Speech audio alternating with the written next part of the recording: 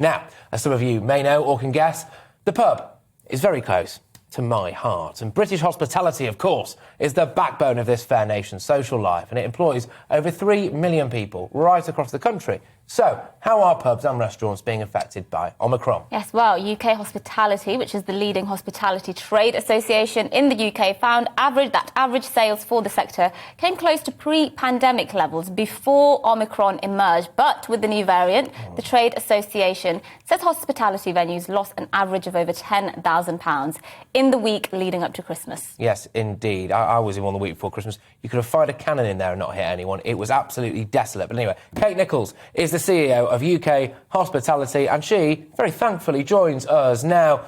Kate, what's the damage? Well, we have seen a devastating effect of Omicron and the latest set of restrictions on the hospitality sector over the course of December. We lost around 40% of what we had anticipated would be December's trading. And as you say, in the run up to Christmas, the average loss per pub, per restaurant, £10,500. But for many of those city centre businesses that were worst affected, losses running significantly higher. And that's just for 1 week alone. So the overall effect, the net effect over the course of December is that the economy has lost around £3 billion from hospitality revenues that we would have otherwise earned, and our businesses are struggling to be able to remain afloat. And what should businesses now sort of be preparing for as the year goes on? I mean, what kind of support are they getting from government? Because we've heard about some of the support, like the £6,000 grant, but I imagine that will go nowhere near covering the damage that's been done already. Well, you can see from our figures, if your average loss is £10,500 for 1 week alone, and the grant is up to, for many people, it will be £2,667. For the largest premises, it goes up to £6,000.